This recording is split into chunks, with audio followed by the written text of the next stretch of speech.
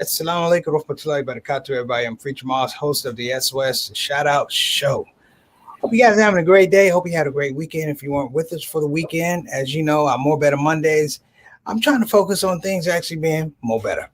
So today's topic is actually talking about your authentic self. You know, with so many things going on these days, it's easy to lose yourself in the context of what people want, expectations, drives, unexpected things, basically a part of just living life. But I found this space in something I was reading, and what I liked about it, it had a lot to do with happiness, and it wasn't just the idea that I'm happy, but it had a lot to do with the idea that this process is there's levels to being happiness and really being aware of our spaces, our potential, and our emotions. So today I'm going to talk about the authentic self. Not to be recognized, not to be mixed up with the organic self or the better self. You know, this is the self you have when you look in the mirror, you say, hey, listen, that's me. And whatever is there that's looking back at you, whether it's a lot of love, some warts, confusion, it is really the space that you're saying, these are the things that I can improve on, but also these are the things that make me me. You know, too often, like I said, you know, we want to live up to other people's expectations. I talk about social media, about looking at other people's lives, if you will, and comparing people who we don't even know to our own lives, their money, their possessions, and things of that nature. Today, I want to move away from that. You know, one of the things I've learned as a Muslim, as an African American, is watching my elders actually grapple with the idea of their authentic self. Sometimes they took to the marketplace and nobody bought it. You know, the precision, if you will, the discipline, and I want to also say just the steadfastness of being able to look at folks and say, these are the things I need for myself, but also these are the things I need for my community, my children. You know, it's a very, very, very nuanced thing. So today I thought for More Better Mondays, let's talk about getting better, not getting bitter. We don't do more bitter Mondays. We do more better Mondays. So I want to talk about the authentic self. I want to have a smile on my face. Hopefully we can put a smile on your face and really just take that little glow sometimes. Because sometimes we deal with a lot of things, our health, our families, our jobs. Like I said, these are things, of course, that are environments, man. But I read something today, something out of the Blue Ocean Strategy. And of course, that's for business, but it also talks about how people sometimes tie into environments. But we forget sometimes that people evolve environments. So the person you think has all this power, they're not necessarily as smart as you are. But sometimes people give over to the power to make them think that they're smarter than you are. And it's also in a roundabout way saying, you know, how can we learn to love ourselves better? So listen, this is Preacher Moss. This is a shout out show. Let's go and get started. Coming back with our authentic self. Let's get it started.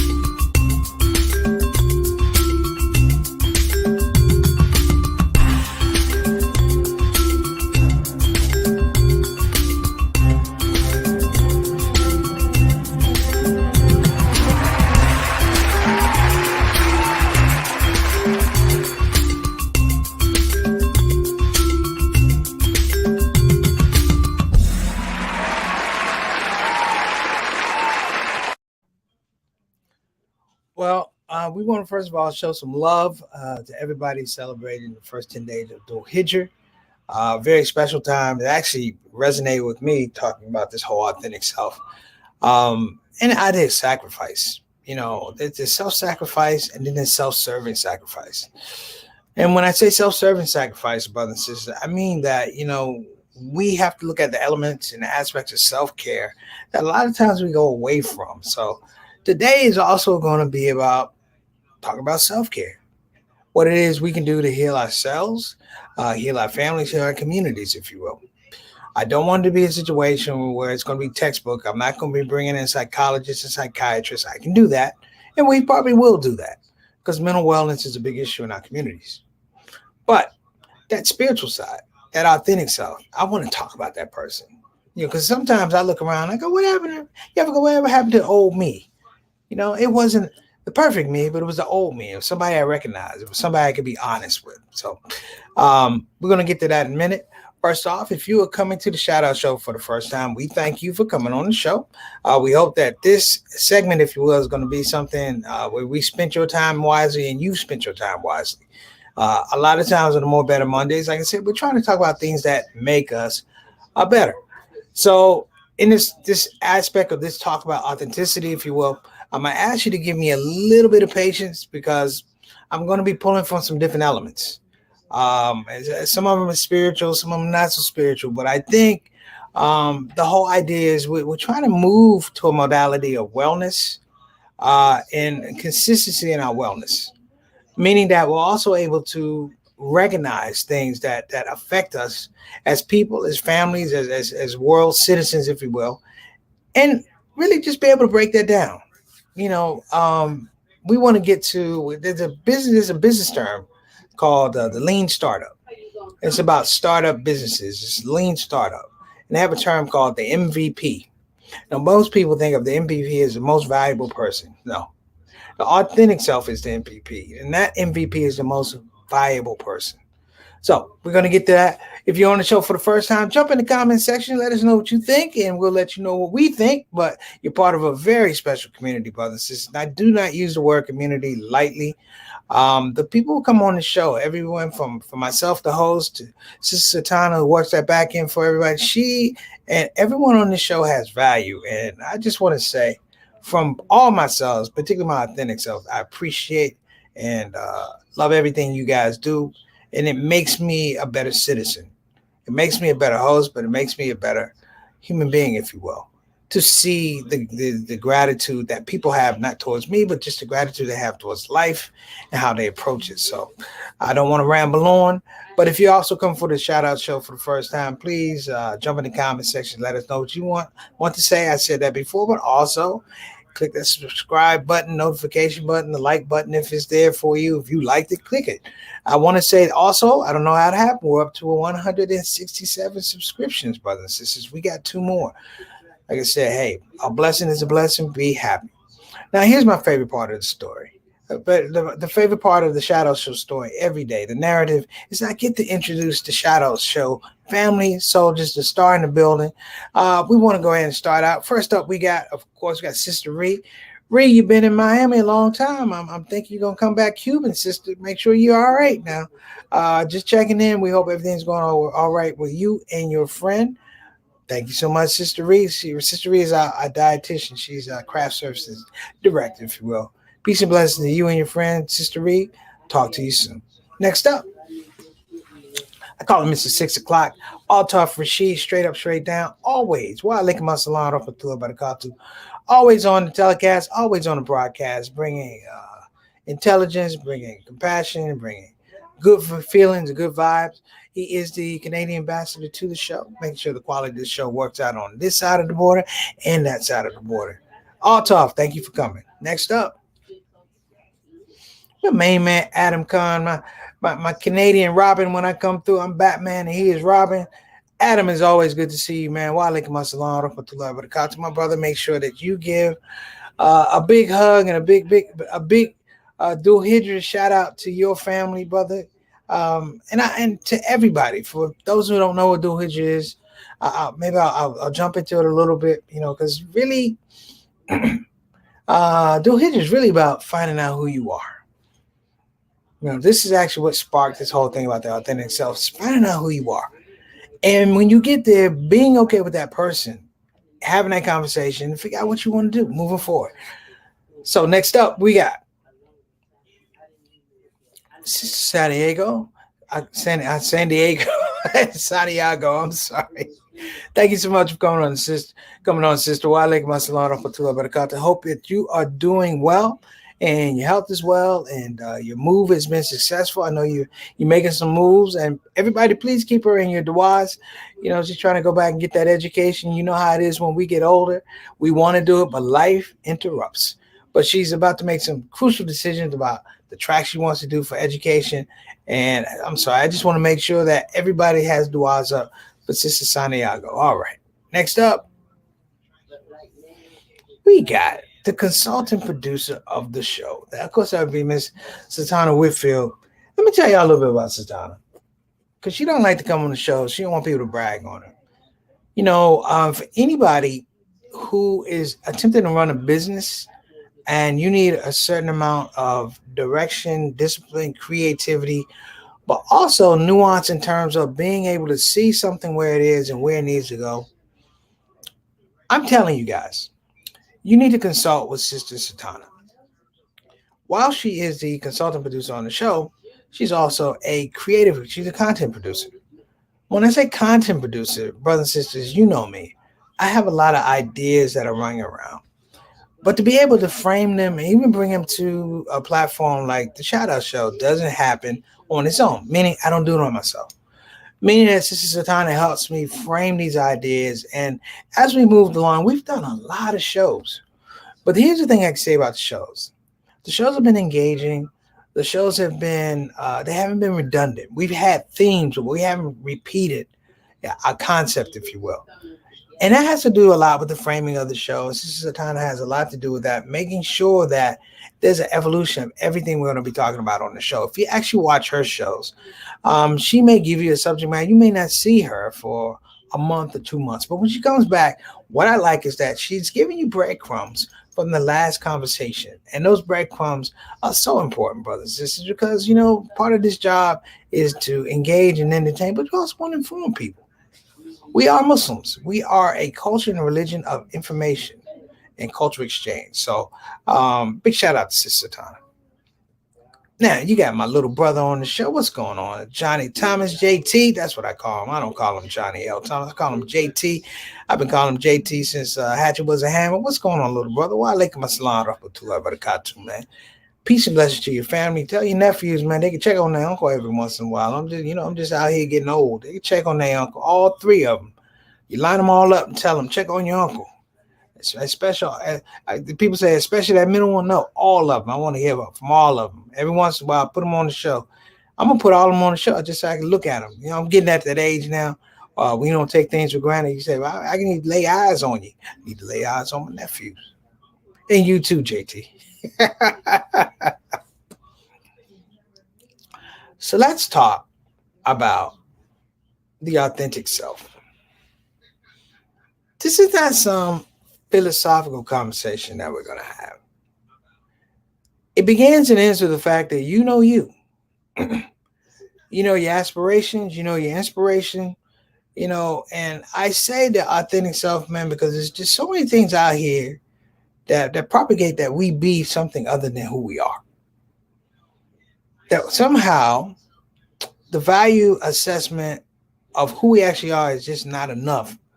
And sometimes it's not in our eyes, but it's in society's eyes.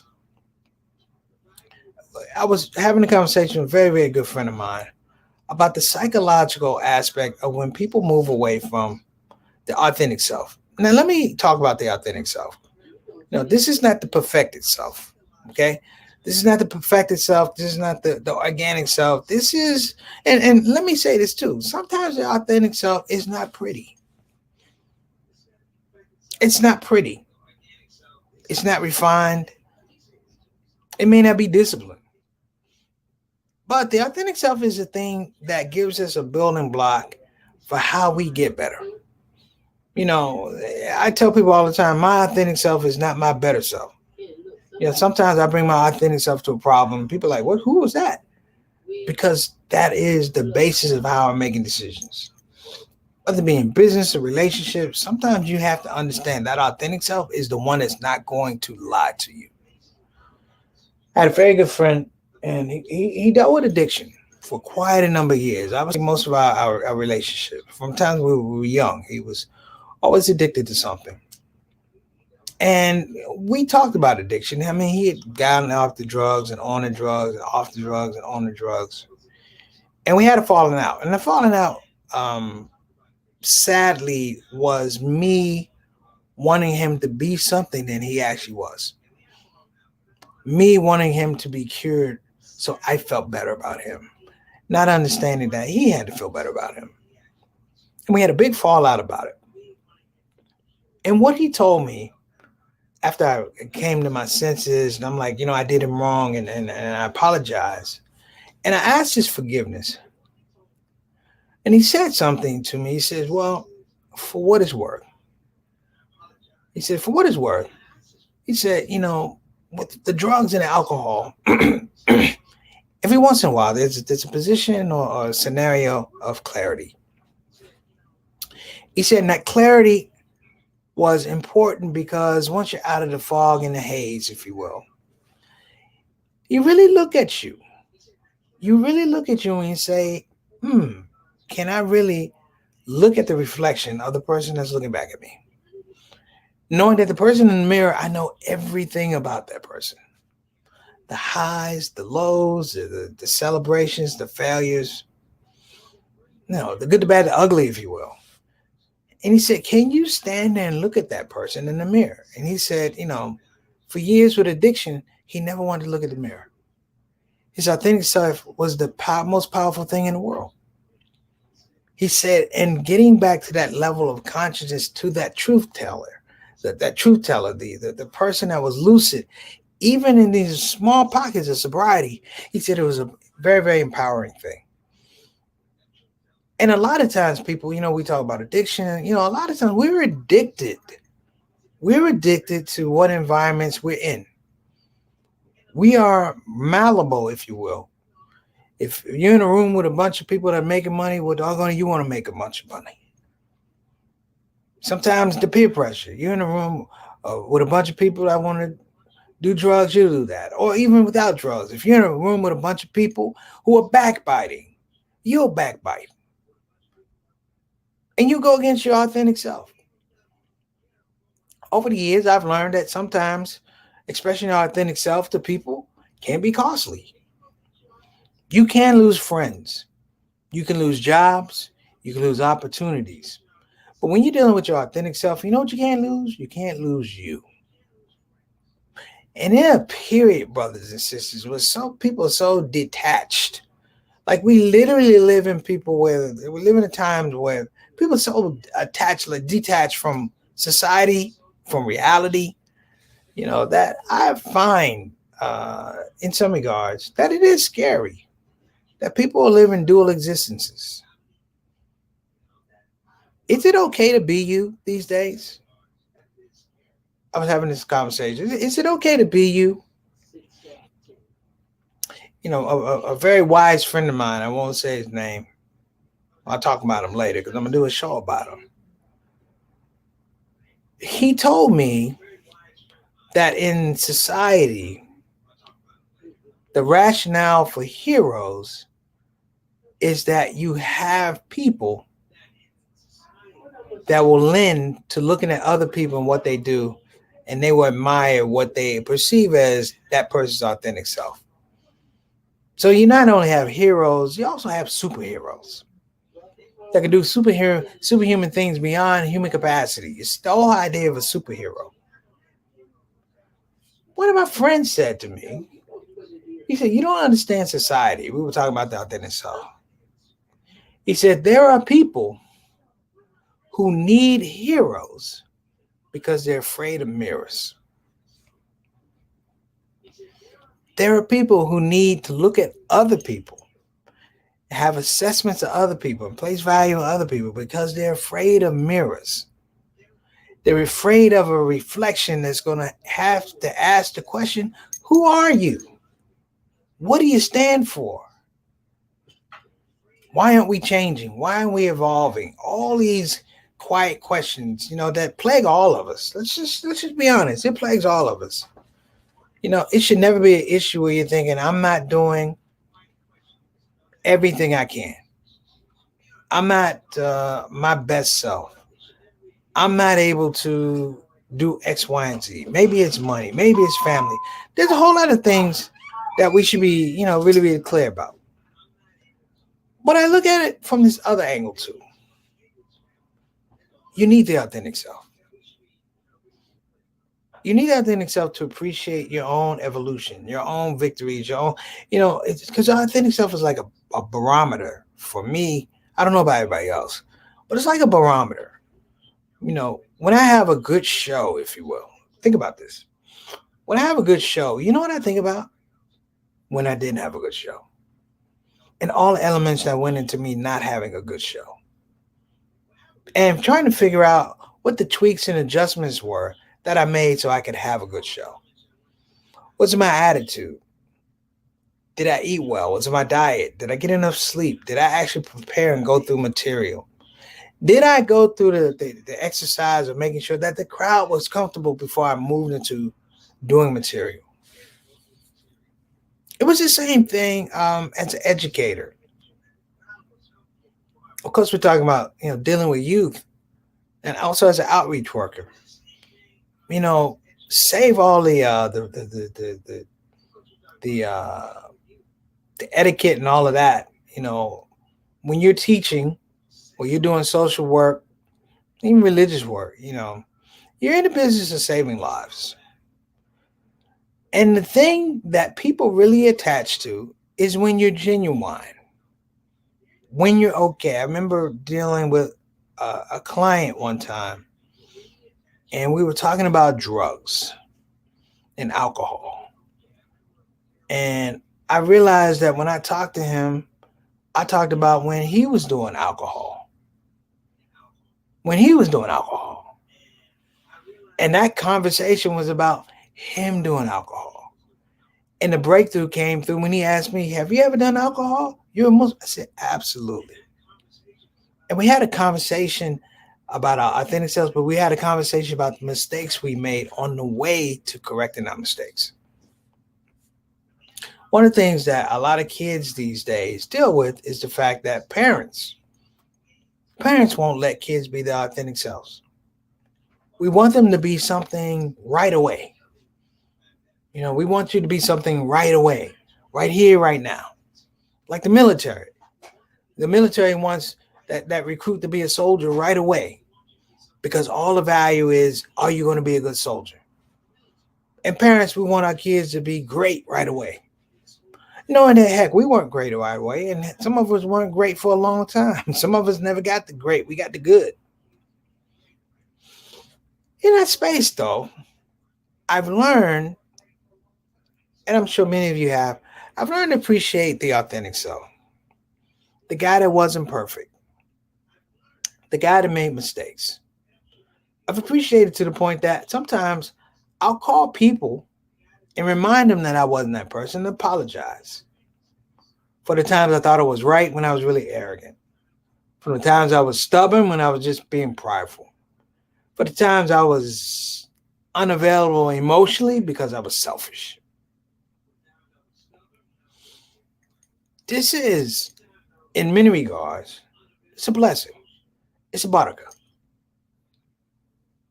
We're in the month of Dhul Hijjah. And the narrative of Dhul Hijjah is we talk about the sacrifices of Abraham. Now, this is through all Abrahamic religions, Judaism, Islam, Christianity. But we talk about the sacrifices of Abraham and the numerous. But we talk about the space of believing. And in the space of believing is interesting because, we have levels to it. And I find this is really important to the authentic self. There's levels to your authentic self. And they switch, and sometimes it's this and that, and the combinations go together. Sometimes they clash. That's life. But we talk about Abraham as a believer. He believes that his Lord is his Lord. And he believes that whatever is decreed by his Lord, he's going to do. Long story short, he's asked to sacrifice his son. And he had a conversation with his son where he says, son, I just had this conversation with God. I got to sacrifice you. And the son goes, think no more. You got to sacrifice me. Now, we all know the story that, he doesn't sacrifice his son. But it was the idea that even in that situation, this is not the faithful self that he's talking about. This is not the believer he's talking about. In his core, he is the authentic self, and all of those wrapped around it. You know, I was just going through a book called Blue Ocean Strategy. It's like a remix of this book. You know, the original Blue Ocean Strategy is a business book. And here's the thing I pulled from this business book, and I might be making a stretch. Most of the things I tried to do, and I'm sure a lot of you tried to do in business, you know, we were trying to beat the competition. That's what we were trying to do. African American existence and civil rights and everything that's moved, it has largely to do with beating the competition. But then I looked back at the activities and achievements of people who were actually slaves. And they had it right. They weren't trying to beat the competition. They were trying to make the competition irrelevant. Do you understand what I'm saying? They were trying to make the competition irrelevant. While there was slavery, they still established lifestyle. They still established religion. They somehow still established social life, community, and education. And they realized that we can't do it with this model. They didn't want to be in competition with this model. They established religion, and the religion still stands today. You know, one of the most powerful things in the world, of course, is the Black church. And it's built upon the fact that we don't want competition in the way of how we worship, in the way how we see our relationships with God. And it's built so much. And I realized in slavery, you had to be your authentic self because everything else was taken away. They never wanted to see a better self, inspiration, aspiration. Those are the things they wanted. They wanted absolute servitude. And in that servitude, I realized that there's a genius, there's a regalness that these people had that we are missing. And maybe the idea about getting back to your authentic self is that you don't want to be in competition with anybody else. You, in many regards, want to render those people obsolete. You want to render those people irrelevant. And that allows you to get to you. Even these crazy facades of who we are and the airs we put on, cut them out. Get to your authentic nature, if you will. You know, your fitra, if you will. Get to your fitra, your natural, as Imam Kazmawi was said, your natural disposition. And I think when you get to your natural disposition, you're gonna be a lot happier. I know I am. So listen, that's the show for today.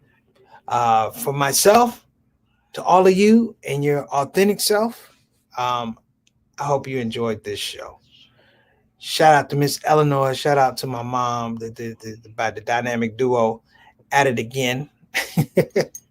Also, again, I want to shout out to all those people who are fasting during Dhul Hijjah and all those that had intentions to fast. I'm one of them, but hopefully, inshallah, I'll be back in the game, brothers and sisters, sooner or later. And in closing, that authentic stuff that I talk about, give that person a hug. Appreciate them and say thank you for being there. With all the foolishness going around, thank you for being you so I didn't lose myself. All right, let's get to our sponsors. I want to give a shout out to BeFinanciallyIndependent.com. Again, that's BeFinanciallyIndependent.com. If you don't want to go to the website, you could simply call 1-888-496-6845. Again, that's 1-888-496-6845. Also, want to give a shout out to Bayan Islamic Graduate School. If you're thinking about getting a quality Islamic graduate school education, you don't want to sleep on Bayan. You can work on your doctorate at Bayan. You can work on getting a chaplaincy, a certificate, the MDiv if you want to, Islamic studies, Islamic leadership, Islamic education. They got it all there. All you need to do is go to the website, which is bayanonline.org. Again, that's bayanonline.org, brothers and sisters. Listen, this has been a pleasure. I hope you were able to pull something out of it. And I just want to say thank you for letting me talk about it a little bit. All the thoughts sometimes are not going to be as complete as I like them because, like many of you, I'm evolving these ideas, but I enjoy my authentic self. And it's funny to look at me when I'm not trying to be perfect or I'm not trying to be the best. Yeah, and I appreciate that person that struggles, just like you, warts and all. But that's who we are and that's who we come from. And it has a purpose. All right. I'm Preacher Mars. This is SOS. See you tomorrow, inshallah. Assalamu alaikum rahmatullahi wa barakatuh. Shout out show.